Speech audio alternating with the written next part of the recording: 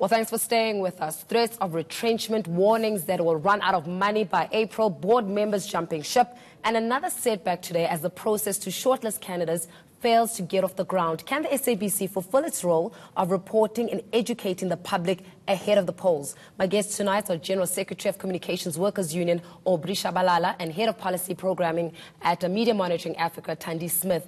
Now, the SABC was invited to take part in this discussion, as well as Hlengiwe Mkhize from Parliament's Portfolio Committee on Communications, but they've subsequently been called on political duties. So we'll see if we can get a response from them. But thanks to my guests as well for joining us this evening. Thandi, perhaps we should start off with you.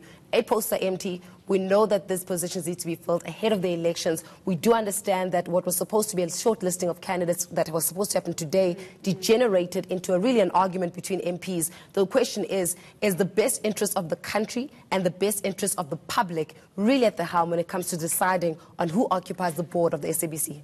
Well, I mean, the decisions being taken at the moment are clearly not in the public interest when we look at how the process is unfolding. We've had these vacancies on the SABC board for months now. Parliament has had ages to fill these positions, and time again, we see them delaying, we see empty promises, and we see them pushing out the process, and it's detrimental to the now in the election process, the election period that we're in. And to sound a little bit unpopular to the unions, bring me in here and allow me to play devil's advocate, because I have to really get to the bottom of what has happened with the SABC and what is in the best interest of the public. Your mandate is to protect workers, correct? But on the other side of it, if the board, especially the 4 directors that had resigned as well, who said, listen, guys, we really need to look at cost-cutting operations, right? And I think about 2,400 people were earmarked to be retrenched as a result of this. Obviously, there was backlash from it. But when you're looking at it now in hindsight, what could be a possible solution to addressing the issues, the financial issues at the SABC, if not the process of retrenchment? Well, firstly, I must say that politics at play in delaying of getting the board being appointed. We have come with a number of proposals to respond to the question of finances at SABC. Amongst those is to remodify the business model of SABC. We believe that there should be restructuring, but that restructuring must talk to the demands of the public. Remember, the public broadcaster is not a private institution. It is not there to create profit. It is there to service, but it should be a self-sustainable institution. And therefore, we talk of a number of things, moving into digital broadcasting, amongst others, creating a space on digital broadcasting which will create more channels. Those are a number of things that we have to look into. But also absolutely need to look into a production of SABC. So you're not necessarily completely opposed to perhaps the retrenchment. And I know, look, it's about 40% of workers that would have to actually, take the retrenchment side of it. But if we're looking at where things are sitting here, and the SABC is saying, guys, we cannot capacitate this institution unless we do let go of some jobs. There was backlash, even from the communications minister herself. But are you not opposed to the idea that actually sacrifices need to be made in order for us to see the longevity of this institution? Absolutely opposed. I'll tell you why. There was no science into it. They just look at the numbers and say, this is the number that will cut. We came up with a proposal of skills audit so that we can be able to see what type of skills we have at SABC, what is it that we need. As we move to the 4th Industrial Revolution in terms of broadcasting itself, how do we redeploy our people? Before you arrive at that particular position, you cannot just close your eyes and make workers as part of your artificial profit. We will just cut numbers and have profit now, and next day you're sitting with the same problem because you're not generating any income, you're not making SABC sustainable. So that is a challenge.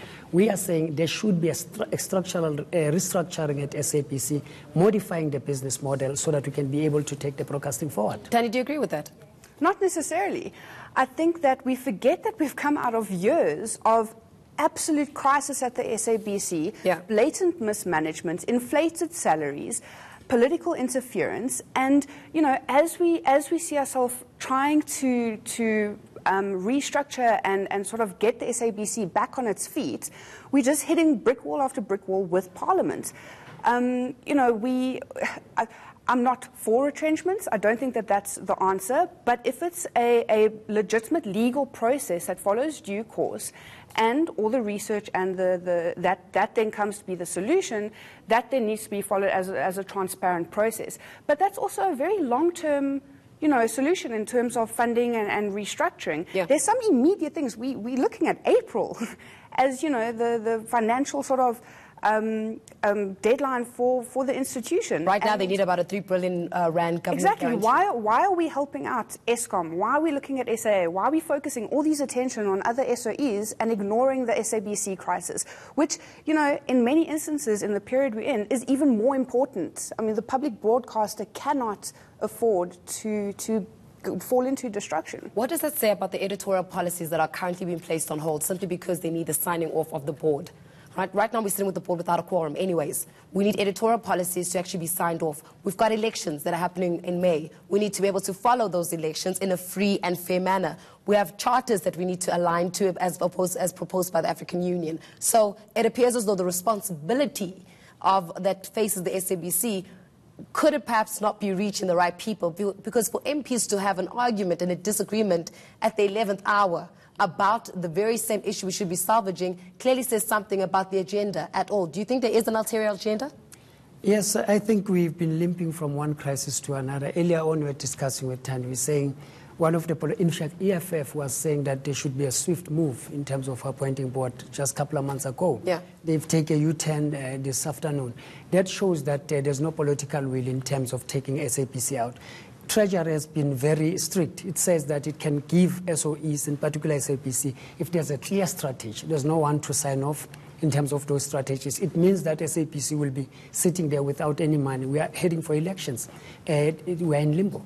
Yeah, we're in limbo, but at the same time, is it not the responsibility of the union as well to put pressure and say, guys, how can we possibly have workers that are going to be led in an institution without leaders? How can we possibly work and operate day to day and earn salaries and feel as though we're in a leaderless institution? Do something about it. Have you guys come on board and said, actually, you have a deadline, you have a mandate to the people, this is what you need to fulfill? You're 100% correct. On Friday, we are meeting the Minister of Communication together with COSA to raise particularly these issues that we are raising. We've been writing a numerous proposal to both the Editorials and the Department of Communication. These are one of the things that we need to push. And we are panicking ourselves because bear in mind that around December, all the time, you find for the last 2 years now, SABC on strike. On one thing, either salary increases or retrenchment. So are things that we don't want to see a repetition of those. We want to see a progress in terms of that.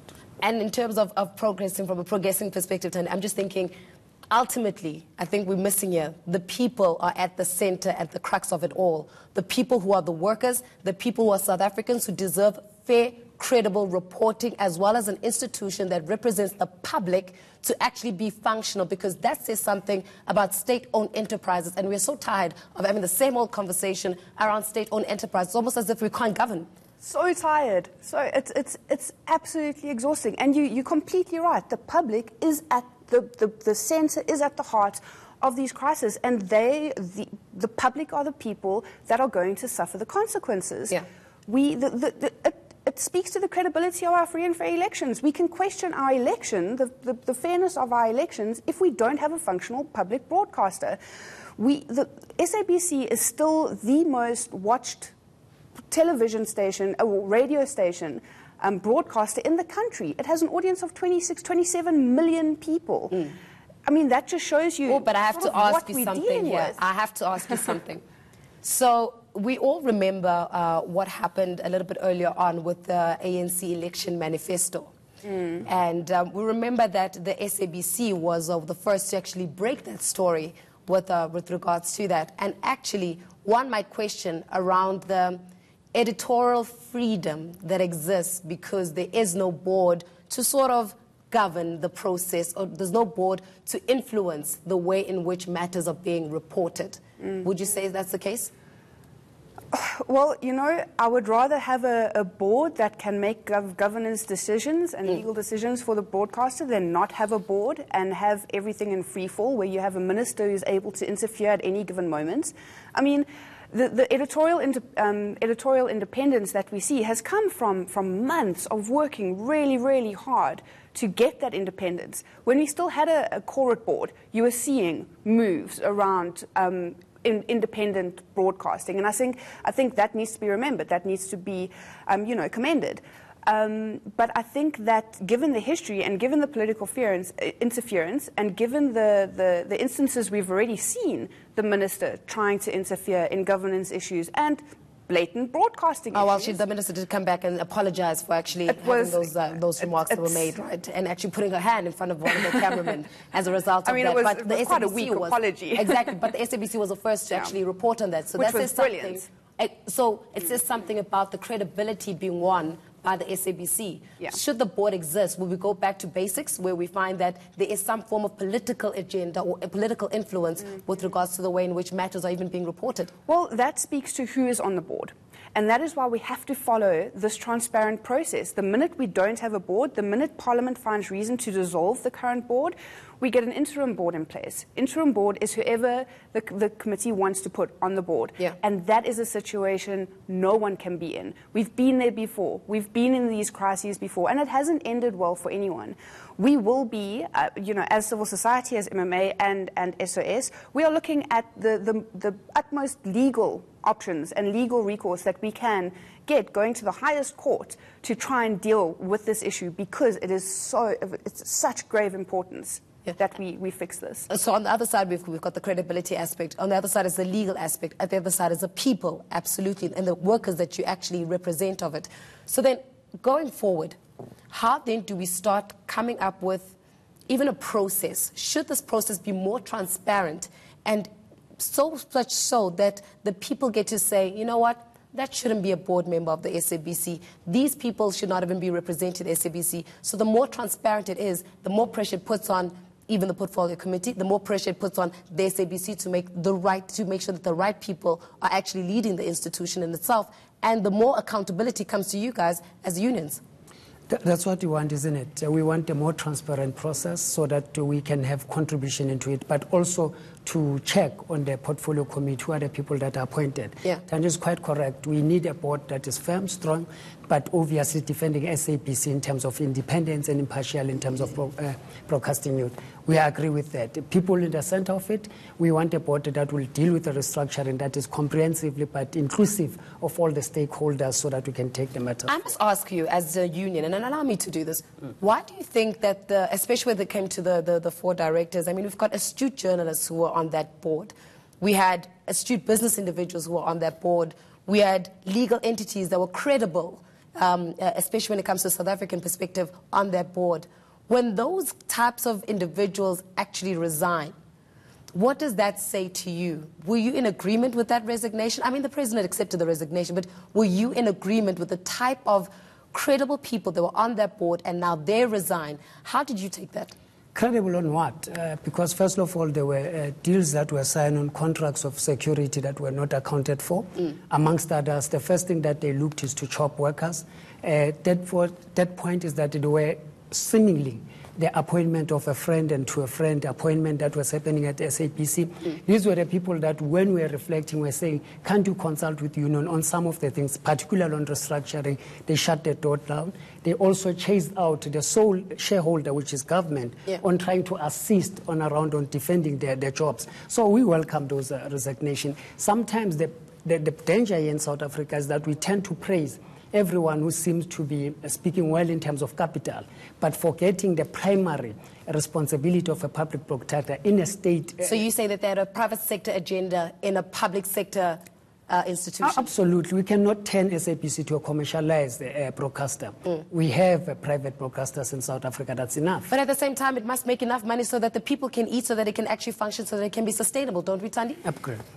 I mean, it's literally between a rock and a hard place here that we're sitting. No, I mean, because on one side, you're right, absolutely. We need to be able to have publics that are, the public be accountable for it. But on the other side, it has to make some kind of money so that it can be sustainable? We are sitting on a very fine line between having a public broadcaster and having a state broadcaster. I mean, and that's the reality. And, you know, the situation that we're in at the moment, what's better, to have a state broadcaster or to have people trying to come up with various funding models or various business models to save the institution? You know, I don't think there isn't a clear, easy solution. If there was, we would have found it already. We would not be in the position we're in. But we have to do this without the strategic, political, or the deliberate political strategy of keeping the public broadcaster in crisis during an election period. That's what we have at the moment. And you're saying you're going to put pressure, and pressure that's going to come when? Well, immediately. I mean, this is just breakout today that there's no, but we are coming on Friday to a meeting with the minister. We'll raise these issues. We are concerned as Labour. We are going to make political pressure on both Literally House and the government to make sure that SABC is back on its feet again. Hopefully they'll listen this time, Aubrey. There. Thanks a lot to both of you for joining us this evening. There were more news coming up at 9 with Tony Ndoro. Up next, we've got Checkpoint investigates accusations that ABSA is bankrolling illegal evictions. For me, good night and God bless.